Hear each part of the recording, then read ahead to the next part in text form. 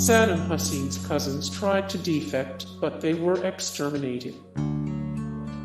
Saddam Hussein arranged marriages between his cousins, Hassan Kamal al-Majid and Saddam Kamal Hassan al-Majid, to his daughters.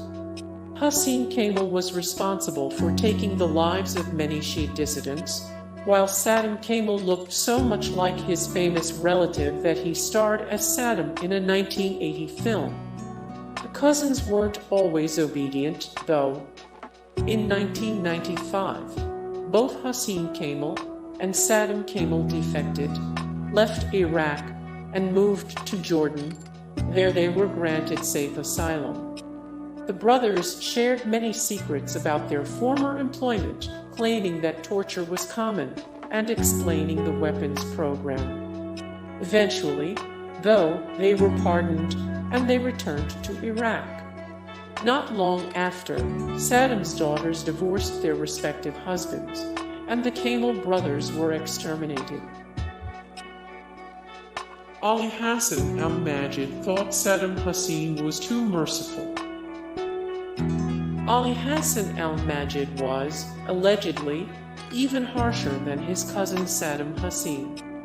In a famous clip from 1979, when Hussein first seized absolute power, al-Majid was pictured alongside the dictator while their opponents were eventually exterminated. He reportedly called Hussein too lenient on his rivals, saying, "What you have done in the past was good. What you will do in the future is good. But there's this one small point. You have been too gentle, too merciful." Ali Hassan al-Majid slaughtered so many people, he became known as the Butcher. Ali Hassan al-Majid was Saddam Hussein's cousin and right-hand man. He spearheaded the Hussein regime's genocidal attacks against the Kurdish population in Iraq, and he had a penchant for chemical weapons. In 1987, al-Majid ordered 5,000 Kurds in the town of Halabja to be gassed. It was the worst gas attack against civilians in history.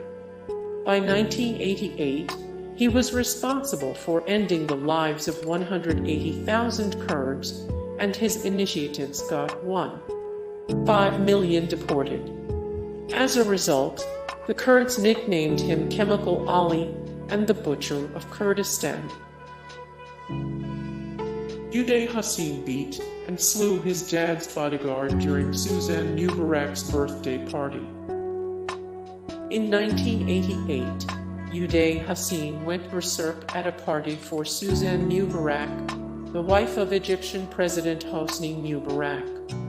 Uday attacked his dad's bodyguard and food taster, Kamal Hanajajo, in front of the entire crowd.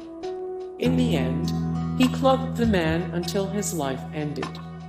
Jajo supposedly introduced Saddam Hussein to Samira Shah Bandar, and she became the dictator's mistress. Saddam's wife, Sajida Hussein, was understandably upset by the transgression, so her son, Uday, lashed out. Saddam sent Uday to jail, but he eventually pardoned his son. Uday Hussein tormented athletes who did not win. Uday Hussein managed the National Iraqi Olympic Committee, but he allegedly physically tormented athletes who didn't do as well as hoped. He allegedly made track stars crawl on new asphalt, he beat them, and he tossed some off a bridge. Other athletes were allegedly dragged through a pit of gravel and then put in sewage tanks. Their open wounds became infected from the fecal matter. Qusay Hussein murdered 2,000 prisoners in one day. In order to rid jails of excess prisoners, Qusay Hussein ordered countless executions. Most of the prisoners in question had allegedly challenged Saddam Hussein's regime and hailed from the south of Iraq, where Qusay violently suppressed resistance efforts.